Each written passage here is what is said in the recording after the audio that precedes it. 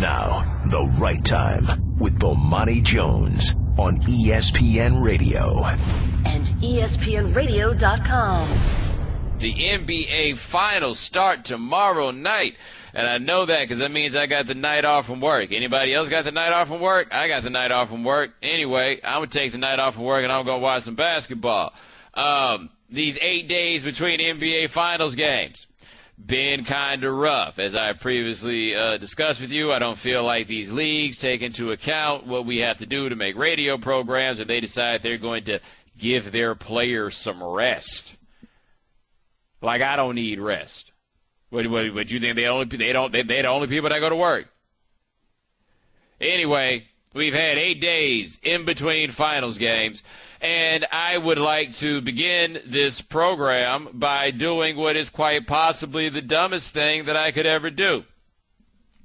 I'm going to make a prediction about these finals. Now, I would like to point out, ladies and gentlemen, that last round I said that the Warriors were going to smoke the Rockets.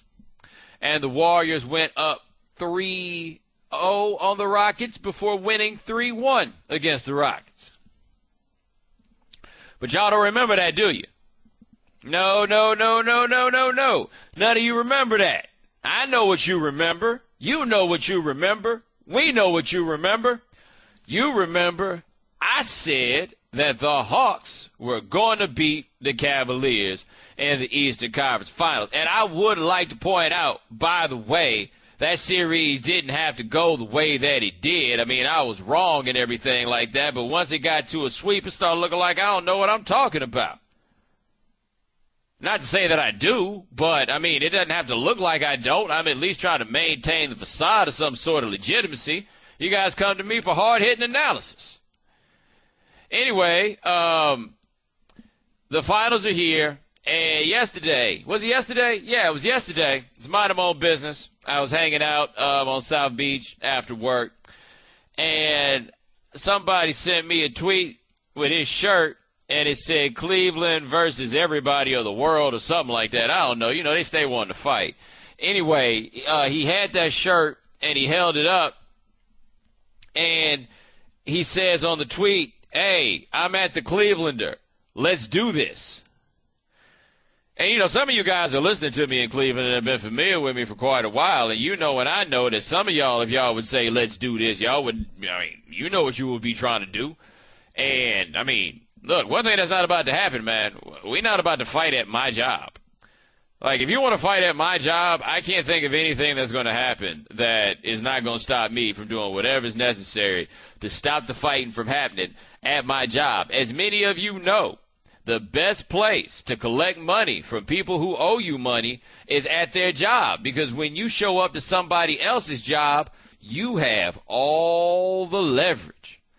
You show up at somebody's job acting a fool, everything they're doing is centered around making you stop tripping. No matter what. Somebody owes you $200 and you know they got your $200, but they haven't been answering your phone calls. Go show up at Mickey D's. That's right. Don't you wait in line neither. You go straight to the front of that line and you order your $200. Let me get the number 200. That's how that goes, right?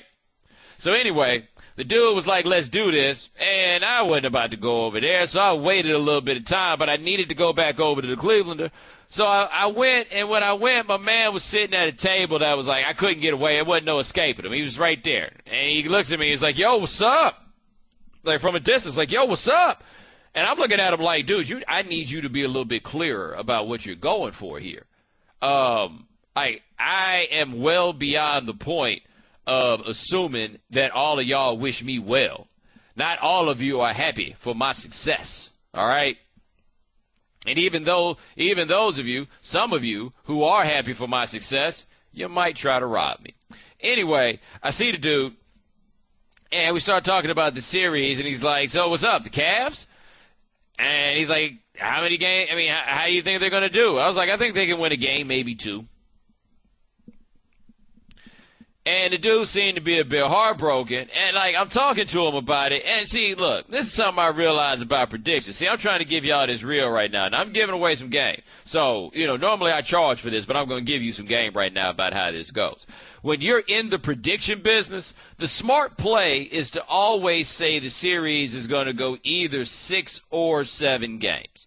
That's always the smart play. Because if you say the series is going to go 6 or 7 games, it goes 6 games the other way, you're going to be wrong, but nobody's going to think you're tripping, right?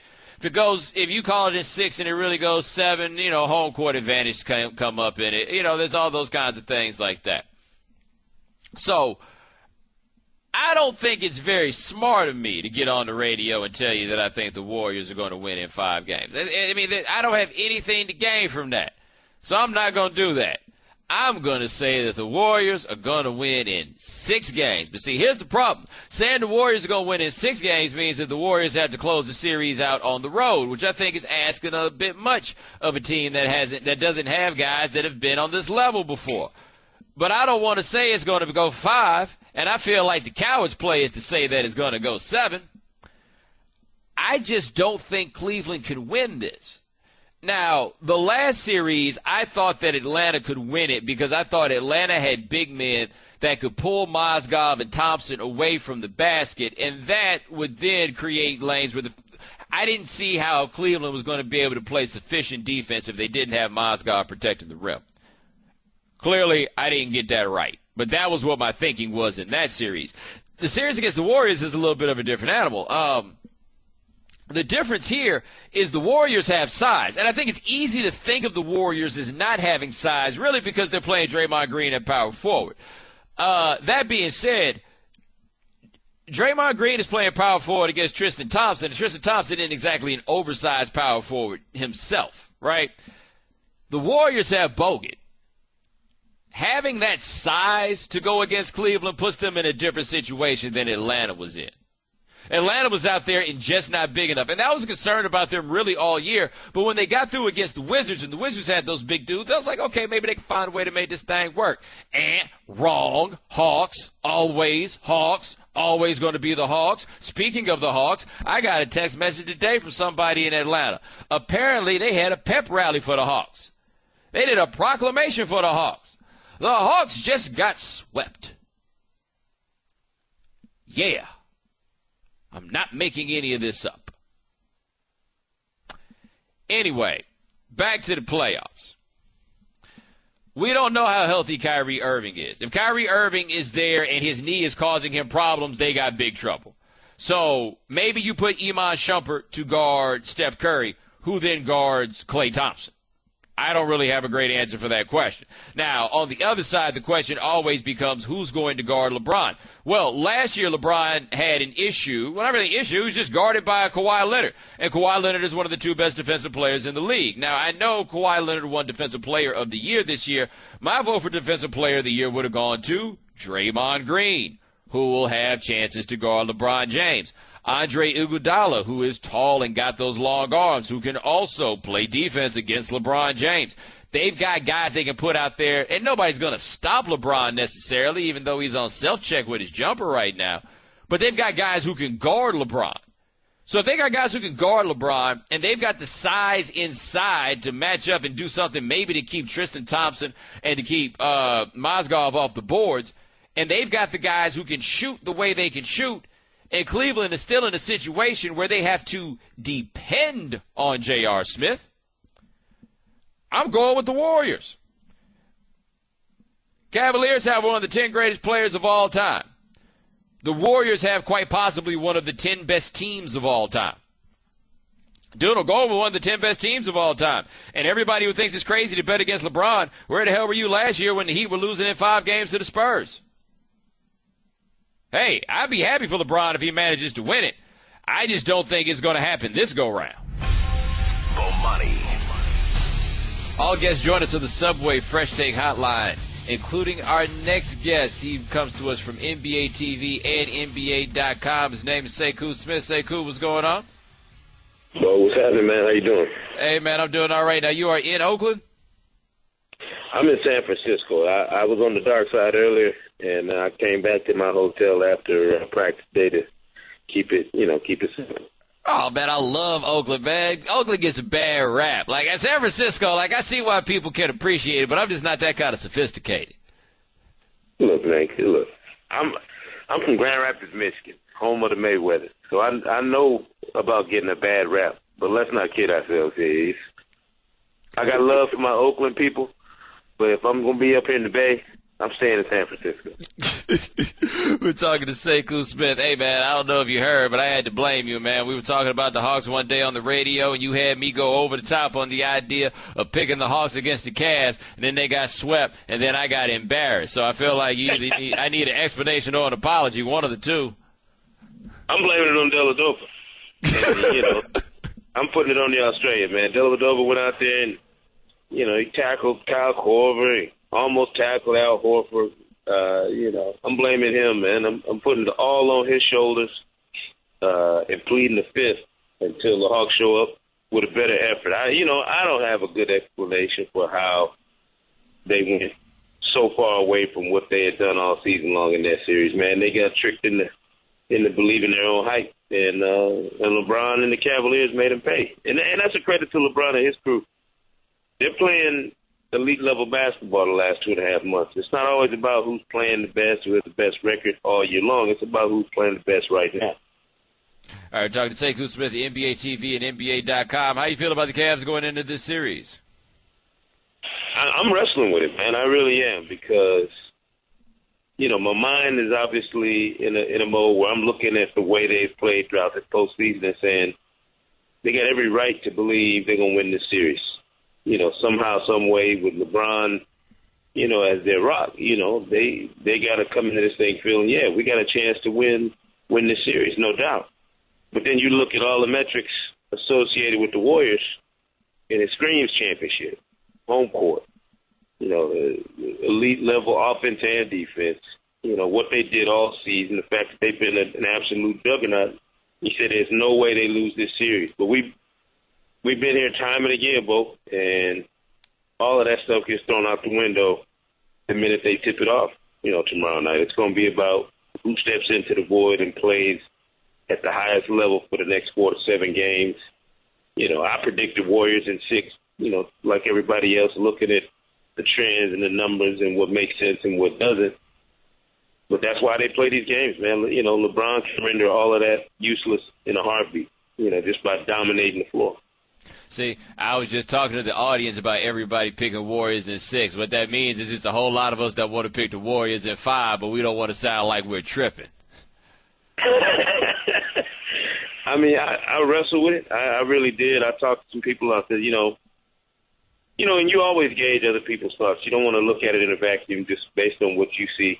But I have a hard time seeing either one of these teams win this series in anything less than 6 games. I really do. It's just there's not enough separation between them right now in terms of the way they played to this point in the playoffs that I feel comfortable saying, Cleveland, if they split here, they go back home, handle business, and finish the Warriors here in Game 5. No, can't see that.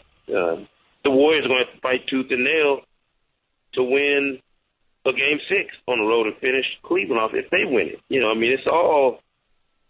It's all up in the air, man. We've had such a long layoff. I'm serious. Everybody has gotten into their own mind, and started questioning their own beliefs about what we've seen, and it's dangerous. I don't ever want another week-long layoff like this between the conference finals and the finals. We need to get right to it so I can live with my pick and move on and not have to think about it like this.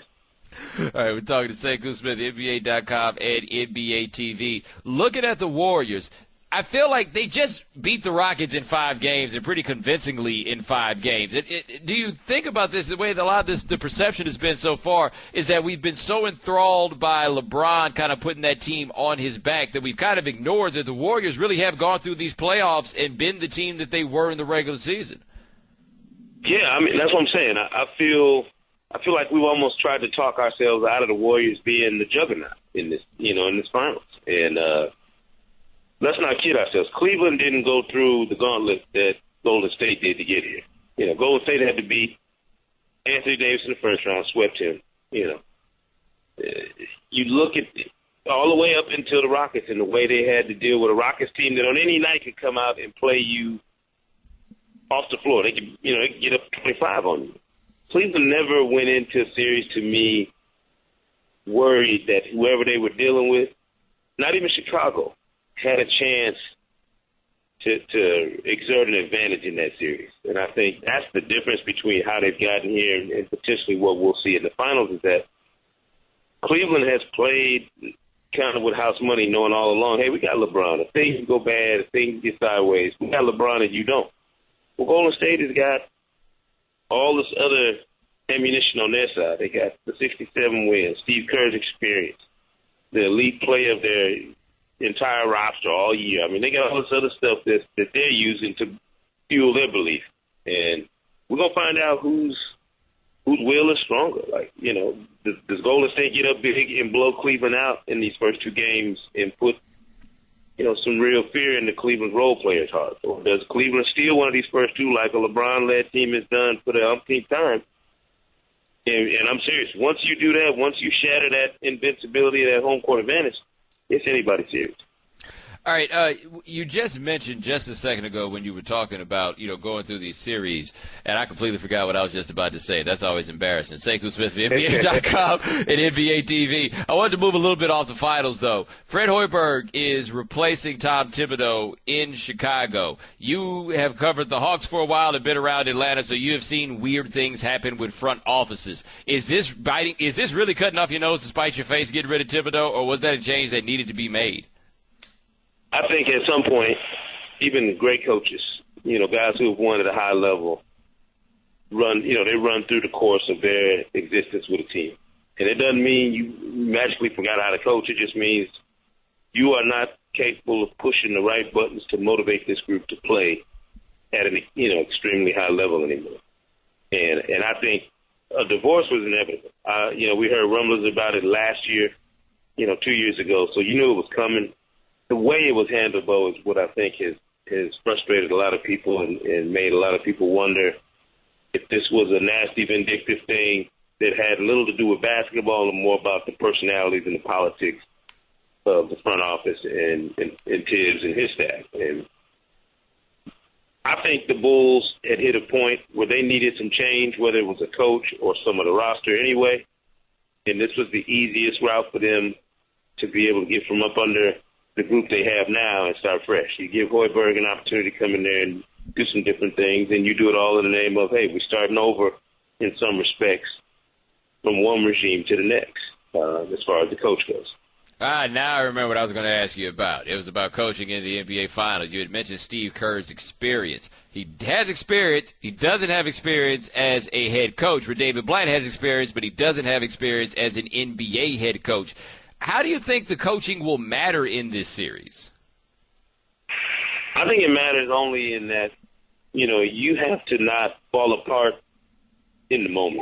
And I think I'm not worried about Steve Kerr buckling under the pressure of the finals. You don't play in as many NBA finals as he has, take as many big shots as he has, and experience those moments and worry about getting rattled on this stage. David Blatt has been in pressure situations as a coach on the other side of the world with a whole different, set of parameters for a coach and how you, comport yourself in a championship situation. So I wouldn't begin to assume that he's not prepared for the moment either. You can make all the adjustments you want in the finals. You're either going to make shots or you're going to miss them. You're either going to win those 50-50 balls or you're not. I mean, there's all these other things that the coaches will have absolutely nothing to do with, just as they never do in the finals, because at some point, the way you play, the system you have used all season long, and the will and desire of the guys on that court is going to determine the outcome. And I watched Phil Jackson's team, melt down a few years ago in his last season with the Lakers.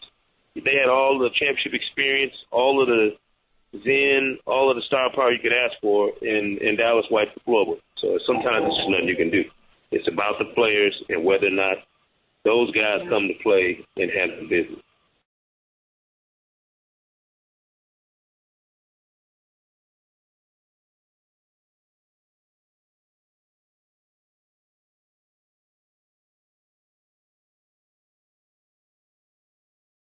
Geico presents Strange Savings Stories. Astronomers detected an interstellar transmission. It stated, Geico, 15 minutes could save you 15% or more. The implications were staggering. Was the cosmos telling us we could all save hundreds on car insurance with Geico? Or did their radar merely pick up a signal from the nearby Rufus and Clyde's morning show? We may never know. Geico. 15 minutes could save you 15% or more on car insurance. Bomani. So we talked briefly with Sekou about what was going on in Chicago with Thibodeau. You know, we kind of went over the old stuff. But here's something, I don't know if this is, it's not new. It is interesting, though. So Ken Berger at CBSSports.com wrote a story about wearable technology. So basically the NBA is getting really creepy, right? They're doing a lot more to keep track of players and their bodies and what effects different things have on their bodies. And it certainly makes sense to do that. There's certainly a value in that. It just feels a bit Orwellian. Berger, in fact, in his story made a reference to Orwell. I mean, it's just a bit much. Like the Players Union, I was on Dan Levitar's radio show once. We were talking to Michelle Roberts of the NBA Players Association. And she mentioned that they're a little bit worried about all the things that teams are doing to keep track of their players' bodies. It's just a little bit uncomfortable. Now, what makes it this different than any other industry, of course, is the fact that guys are, not any industry, but you understand where I'm coming from, guys are trading on their bodies.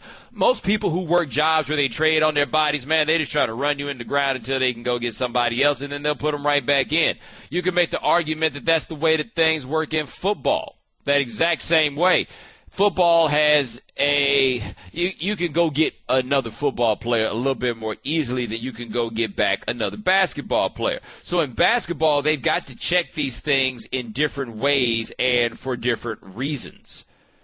They are absolutely trying to maintain the guys that they have.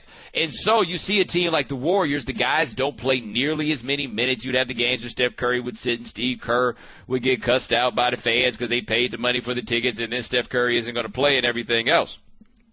But that's the future.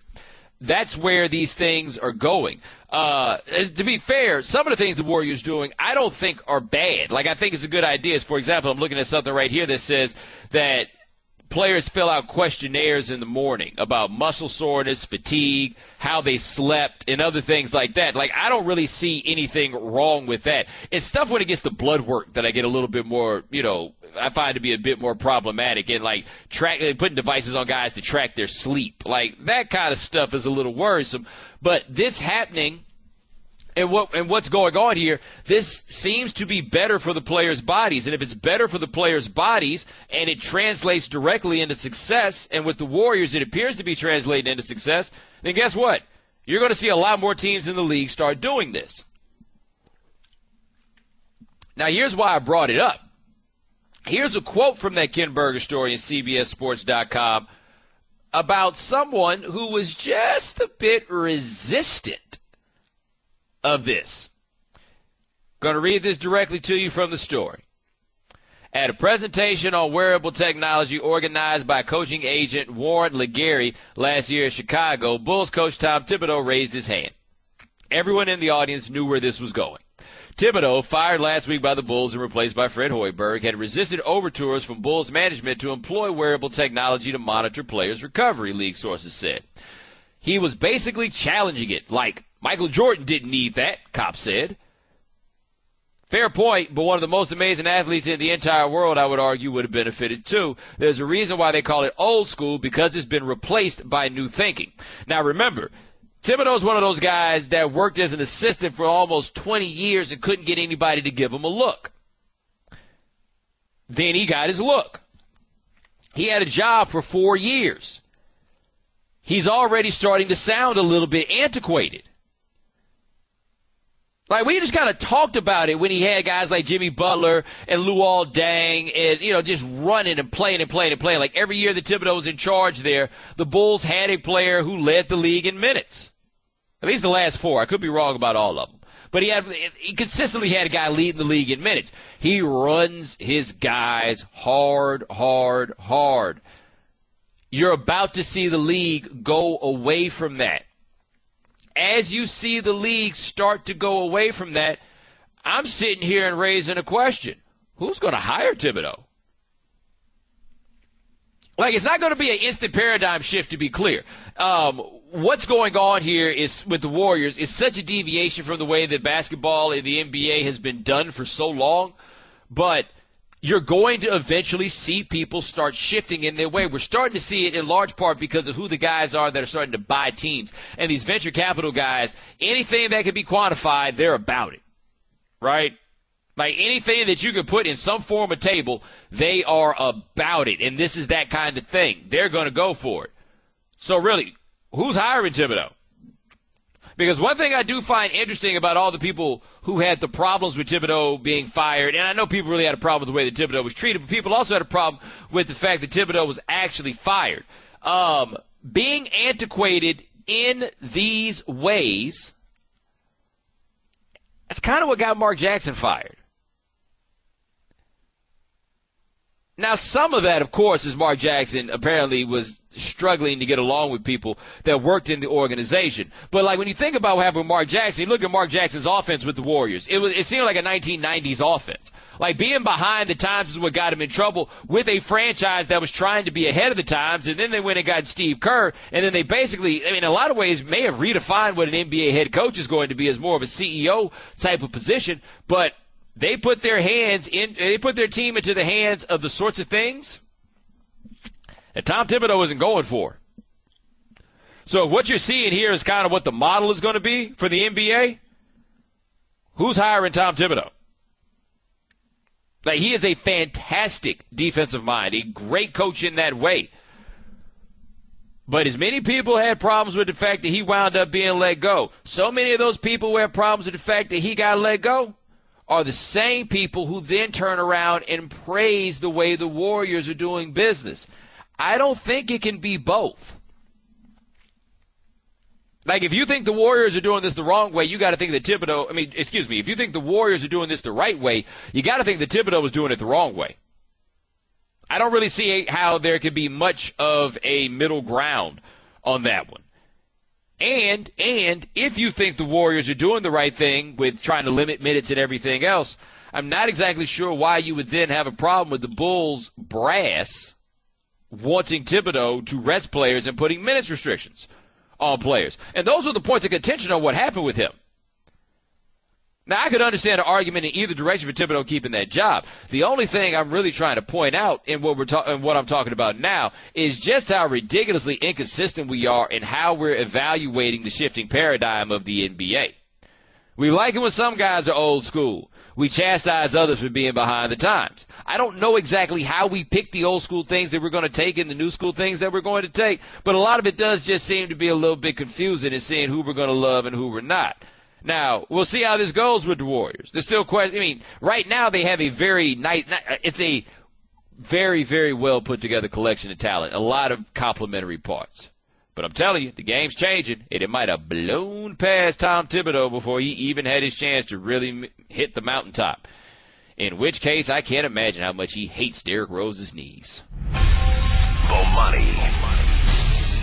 The NFL has this amazing way of staying in the news cycle. It's in the news cycle 12 months out the year. Go ask guys who cover the NBA or cover college basketball about what the interest is in their content when their games are not going on. People don't care. NFL, all the way through. So they've set this up in a way to where every month there's at least one thing to talk about. And now we're in that part of the program where we get OTAs, organized team activities, or put a different way, they're kind of like practice. Okay, so one thing about the OTAs, though, is often you get a chance to talk to players, and you haven't talked to them in a while, as the things have come up, perhaps since the last time you talked to them. And, well, the Buffalo Bills had their OTA, and this was people's first chance to talk to LeSean McCoy since he did an interview with ESPN, the magazine, where he says some things about Chip Kelly that caught people's eye. Now, I want to make sure that you remember exactly what LeSean McCoy said. Question. You told the Philadelphia Inquirer in April that Chip doesn't, quote, like or respect stars, unquote. What was the problem with you and Chip, and how did the relationship end? This was the answer from Shady McCoy. The relationship was never really great. I feel like I always respected him as a coach. I think that's the way he runs his team. He wants the full control. You see how fast he got rid of all the good players, especially all the good black players. He got rid of them the fastest. That's the truth. There's a reason. It's hard to explain with him, but there's a reason he got rid of all the black players, the good ones, like that. Now, it's worth noting in the way that this is written in the magazine, it goes, there's a reason, and then ... It's hard to explain with him. Now, I'm assuming that he took a pause there. I don't know. But I just want to make sure that you fully understand what the quote was, because that made people mad. Woo! People got charged up. Oh, Chip Kelly's not a racist. And to be clear, I have no idea if Chip Kelly is a racist or not. I do know this. When Chip Kelly was at Oregon, Chip Kelly had John Carlos speak to his team. John Carlos, he of the 1968 Olympics on the medal stand with the black glove. Now, if you just want to go into a binary racist, not racist sort of thing, the racist doesn't bring John Carlos to talk to the team. But these things aren't really binary, right? It doesn't really work that way. And as I read this paragraph, I don't see anywhere that LeSean McCoy says Chip Kelly is a racist.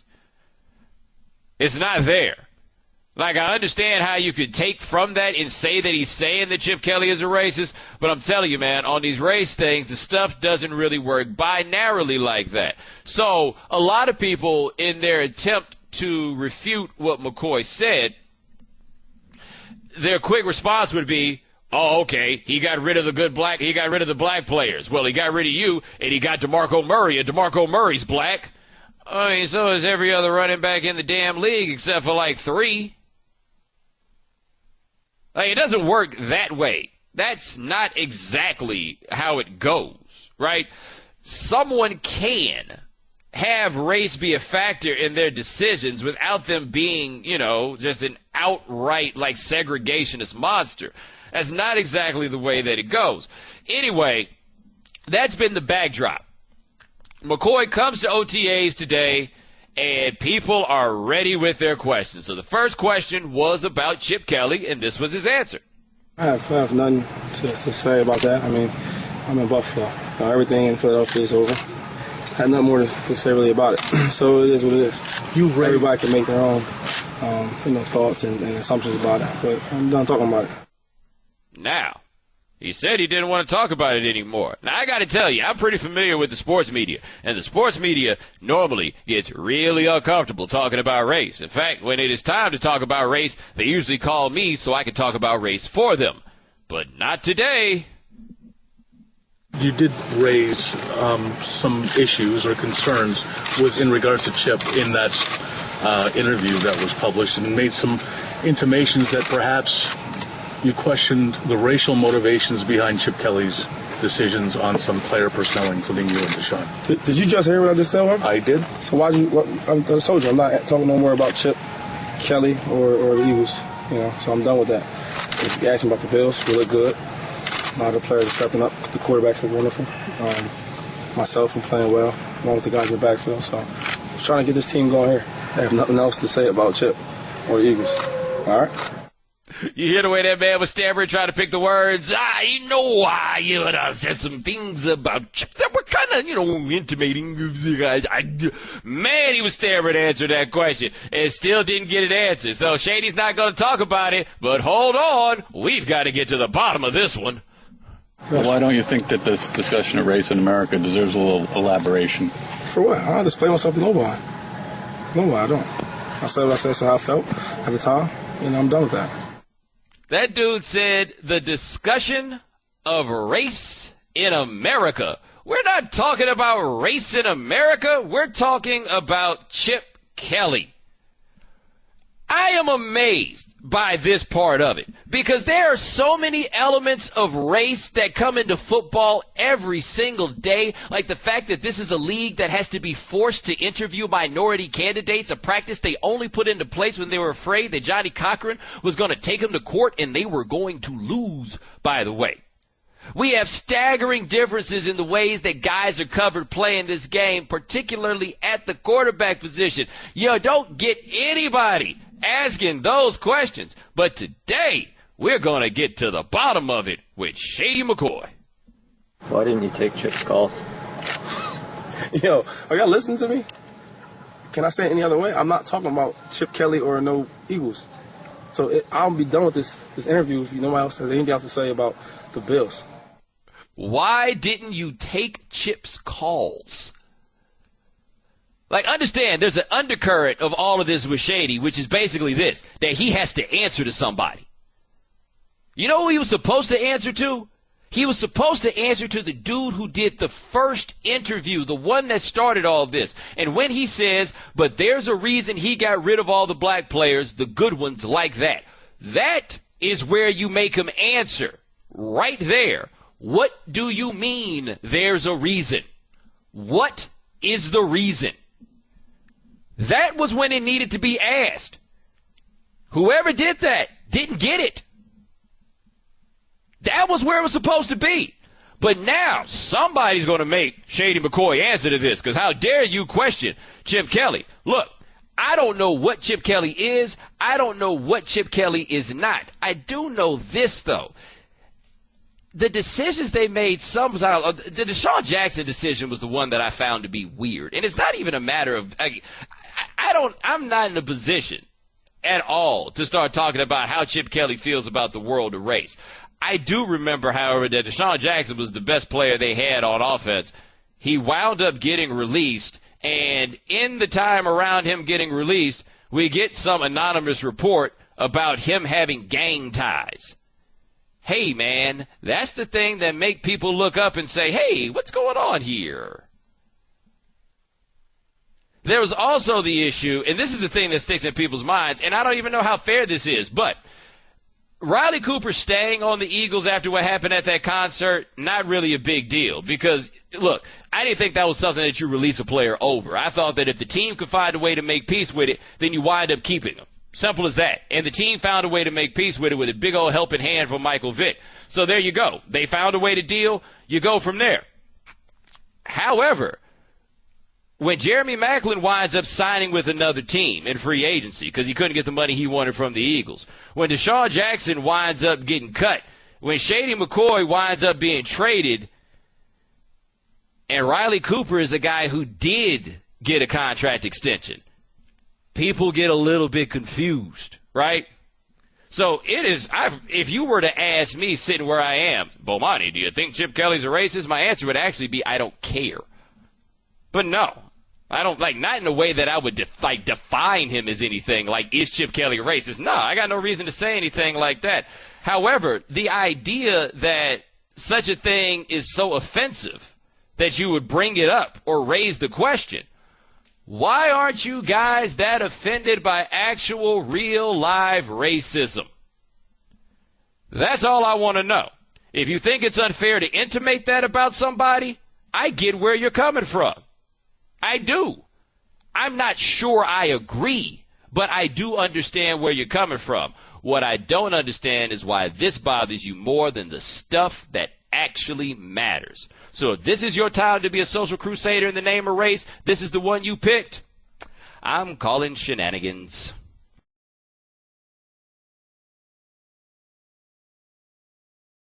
And now, for Geico's edition of Stuff Found in Your Car, we go inside your side door pocket. Hello, yes, the crumpled receipt with gum in it. From your anniversary dinner, you sprang for expensive wine, your server was Beth. That dinner was a couple $100. Money you could get back if you switched to Geico and saved hundreds of dollars on your car insurance. I bet you'd save that receipt. Frame it even. But really, where did I go wrong? Was it the corkage fee?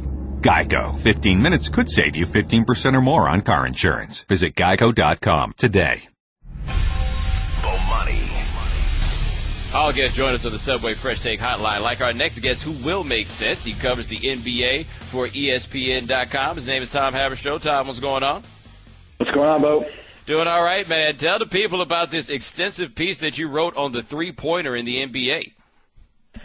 So, yeah, it was a lot of months. I started working on this story back in February when I started realizing that NBA players are shooting threes more than ever. And the All-Star game had 48 made threes, and the previous record was 30. And it was just the three-point shot was taking over the All-Star weekend, and I just thought this is something big is happening. And I was wondering, why now? Why are three-point shots with, Steph Curry, Klay Thompson, Damian Lillard, all these guys, elite three-point shooters, now they're huge stars in the NBA. And 20 years ago, I don't know if they hack it. I don't know 20 years ago, 30 years ago, Steph Curry is nearly as valued as he is now. And so I asked Pat Riley, Larry Bird, Rick Pitino, all these NBA legends, is why now? And they had some really, really cool stories to tell about basically the prejudice against the three-point shot in the 35-year history of the three-point line in the NBA. Well, the prejudice, let's talk about that, because that is in part starting, this is an ABA idea, so the NBA was slow to absorb it. But then from there, as you listed, the first Pat Riley NBA championship, the Lakers made 13 threes all season? Yeah, 13 all season. I mean, they're like Klay Thompson and Steph Curry in Game 1 will probably make somewhere close to 13 threes. And that's how many the Lakers made in an entire 82-game season. 13. Count them. 13. So Pat Riley didn't really believe in it. He thought it was a gimmick at first because it was an ABA shot. They thought it was from like the ugly sister or the cousin of the ugly cousin of the NBA, and that they didn't think it was a real shot. It was a circus shot. It was Globetrotter basketball. And Rick Pitino came along and took the Providence. Billy Donovan was his point guard. Took Providence to the Final Four and beat Georgetown with Patrick Ewing. And kind of revolutionize things. It's like you can win with this shot, and it's not, playground basketball. It's smart basketball, and analytics have played a big part in the rise of a really efficient shot. So guys like Steph Curry can cut it in the NBA now, where maybe 20 years ago they wash out of the league because they're too small and they can't get in the paint. All right, we're talking to Tom Haberstroh of ESPN.com, and it's interesting to think about guys like that. I think Steve Nash is probably another example of a guy who he had more skills in different things that he could do, but having the three-pointer kind of helped him. It's also given us a bit of a different game. Doesn't this game we play now look a little bit more like college, like if college had good players? Yeah, Pat Riley called it craziness. He said, I'm not part of this craziness anymore. And it's almost like he feels a little out of place. And this is Pat Riley we're talking about, the godfather of the NBA. And he feels like this game has passed him by a little bit. He says it's a mistake game. It's kind of, you try to get open in the open court. If you watch the Golden State Warriors, number one team in pace, most fast break points per game in the NBA, they're just a different team than what we're used to watching, winning 67 games in the regular season and being so dominant. And it's not 80s, 90s basketball. It's not. And this is a different game. But people love the three-point shot. If you remember that All-Star game, there was more hype around the three-point shot with the three-point contest than there was by the dunk contest. And granted, they're not many stars in the dunk contest anymore. But there is sort of a geeky appreciation for the Kyle Korvers in the league who can change a series. He didn't do it against the Cavs, but can change a game, change a series by just being able to shoot it from 40 feet out. I'll say it again. Anybody who cared more about a three-point shooting contest than a dunk contest is a dork. There's just no other way to put it. You are a dork. You and I have talked about this a lot. We're talking to Tom Haberstroh of ESPN.com. I am older than you, but I am way older when it comes to this three-point shot. I don't like it. I do not like it. I'm turning into Sam I Am over this because I feel like the things that brought me into basketball that I love, the athleticism, the up and down, and, by the way, post play, they're going away because people are standing around shooting threes. I would disagree with you in saying that it's created a more open game, so you're getting a lot more penetration, and you're not getting the bad boys, Michael Jordan rules, where you go into the paint and you just get knocked on your butt, right? Like you get knocked to the ground if you're trying to get in the paint. And that like for the people who like football, who like wrestling, it's two different sports, right? That's not basketball. Basketball is athleticism, high speed, intense, skill-based game. And so when it becomes football, when it becomes wrestling in the paint, I don't know if that's the beauty aspect of the game is being maximized. Whereas if you're spacing the floor, though, if you're spacing the floor and you got guys like the Golden State Warriors who are able to space the floor and get those passing lanes open and kick out, you're going to get more exciting plays at the rim. Whereas before it was you pack the paint and you got guys who have no business backing you down in the paint and you miss, and it's just It's ugly basketball. I prefer this, Bomani. I might be young, but I prefer this over saying, like, watching 7-footers, waste the shot clock and just pound it and then miss the layup and go back the other way, and it's the same old stuff. Well, I do think that the basketball we have now is an improvement over what we had 10 or 15 years ago. Like, I don't think there's any question about that. But that was an odd period, right, where the defensive rules had changed, but the offensive paradigms really hadn't changed so much. Like, what effect have changing the illegal defense rules to allow zone and allow guys to guard areas and not have to commit so hard on the double team had on creating these three-point opportunities? Yeah, it's huge. It's like Greg Popovich. He talked about the monotony of the game. Is like now with the rules, it's a lot of pick and roll actions where you have to pick up the roll man who's rolling to the rim, and it's just boring basketball because it's all very monotonous. It's kind of formulaic, and I get that. And it used to be that you had to stay out on 3-point shooters in the corner, and there was a lot of you send 2 guys in the parking lot, as Pat Riley calls it. There are a lot of defensive rule changes that have kind of morphed the game into what it is now. But I think more than anything is you're getting guys like Steph Curry, who I don't know if he succeeds in the NBA 20 years ago. I don't know if that happens. And now he's selling the most jerseys of anyone in the league, and he's become a star among stars. So it's kind of fascinating to think about is where this is all going. It's like the Houston Rockets averaged 33 three-pointers a game and a world record, and they passed it by like hundreds of shots. I mean, it's an NBA record by hundreds. Is that where it's going? Is that it's just going to become a 3-point league? See, you know what my real problem with it is? Because I don't just hate it entirely, right? I have 2 real problems. One, the 3-point line is not the same distance everywhere on the court. Like that to me is a big issue because we basically made a rock and jock circle over there in the corner where Steph Curry left corner 3-pointer is a more efficient shot than LeBron James within 3 feet of the rim. Where'd you get that stat, by the way? I was running around last week where Steph was making 66% of his shots from the left corner. LeBron, that's you. My bad. Duh. Sorry. Tom Haberstroh. Yeah, it's a shorter line, and there are talks of widening. I wouldn't say at the league level, but Danny Ainge brought it up with me. Is he's like, we should widen the court so it's a straight line, not a straight line, but an equal line all the way around the 3-point line. So like guys like Bruce Bowen, who aren't good 3-point shooters, become great 3-point shooters because they're good at 22 feet rather than 24 feet. So that's a huge difference that I think the league has to look at is whether they want to widen the court, but that's all about dollar signs, right? They don't want to eliminate courtside seats. They want to make more money on those courtside seats, and if you widen the court, that's less seats. So we'll see what happens. But I'm with you. I think it should be equidistant all the way around, but. That means guys like Bruce Bowen don't have it. Can't get paychecks in the league, and you want those guys, right? Look. Here's the thing about widening the court. I got to say this before you go, but the reason why I think they have to widen the court, the 3-point shot is worth too much. Because the reason the 3-point shot is worth 3 is because 3 is the next number up from 2. But it's 50% more than the other shot. Like the relative value of the 3-point shot then encourages all these guys to stand behind the line because it is an efficient shot, but it's just because we have to use integers because God knows nobody watches basketball for fractions. Tom Haberstroh, ESPN.com. Thank you so much for joining us. I appreciate you allowing us to have, well, not really allowing, indulging in creating this basketball geekdom that we just gave to America. Nerds Unite. Bomani.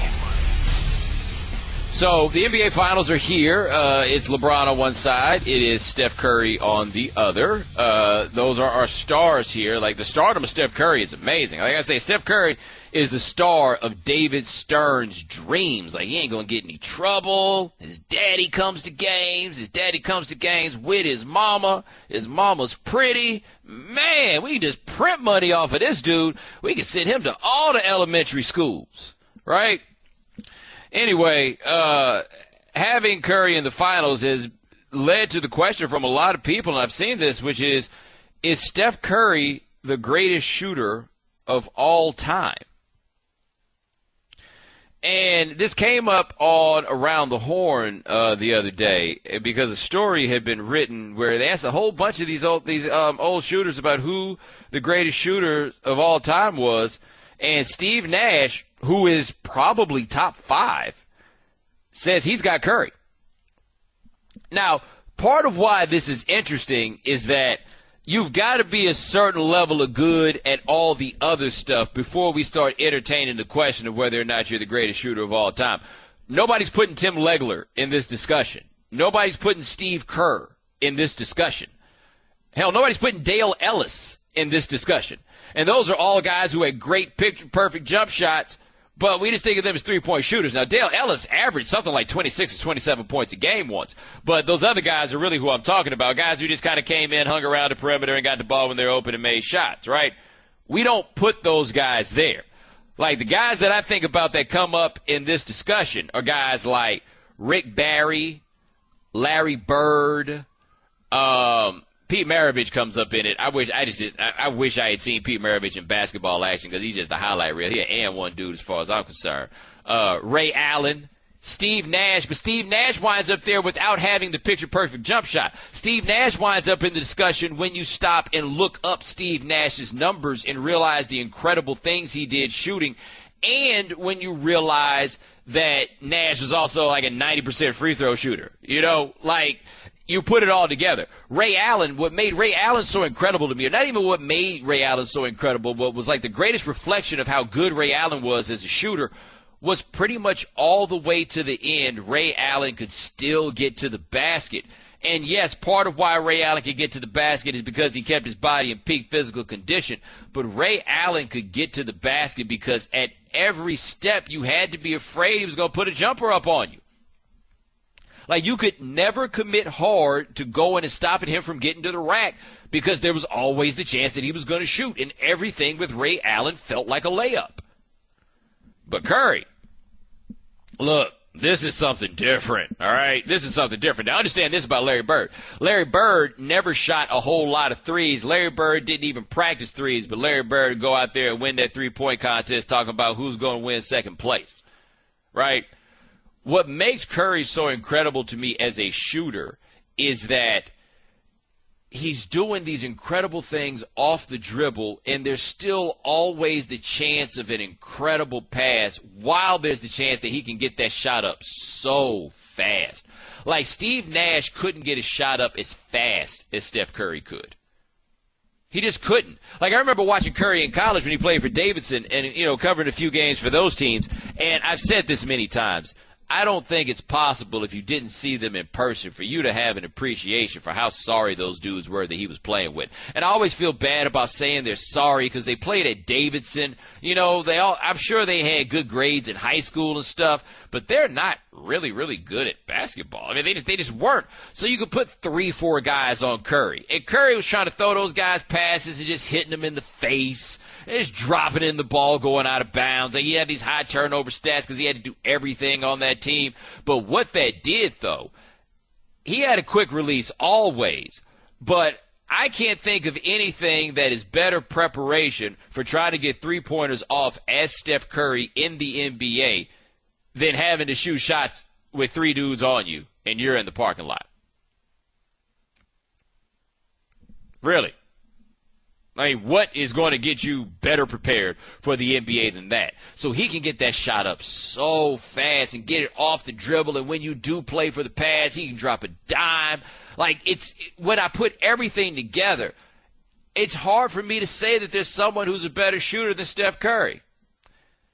Except for the fact that as I was discussing that and talking about his quick release, you know whose release is not as quick as Steph Curry's, but can get his shot off pretty much with the same amount of, or same lack of space? Kevin Durant. And he does it while he's 7 feet tall. Like, you can put out all the numbers and everything when you start talking about who's the greatest shooter. We get caught up in aesthetics when we talk about who the best shooter is. It's who we like to watch shoot. That's it.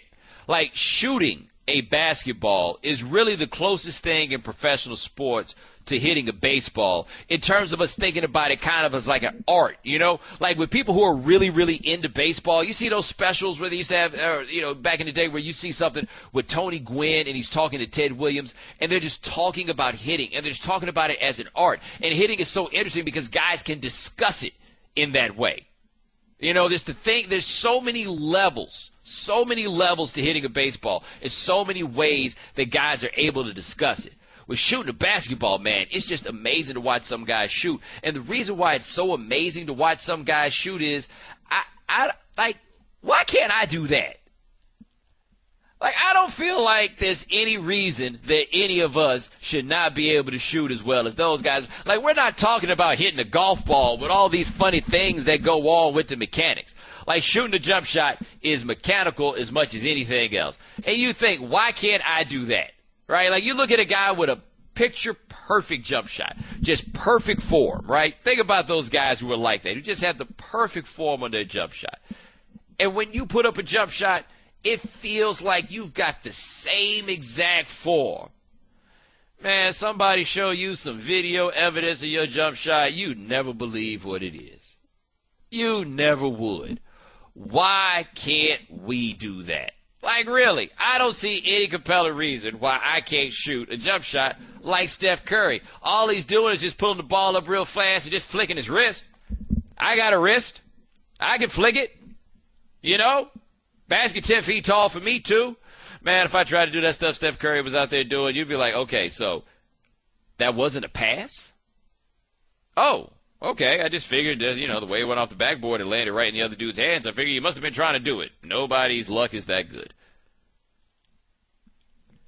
But every time we talk about this, and that's why it's fun to talk about these things in basketball. You talk about who the greatest shooter of all time is. The reason it's fun to talk about it, nobody's ever going to be able to make a truly compelling case for a guy, but all you're going to do is just sit there and think about all those dudes who had picture-perfect jump shots.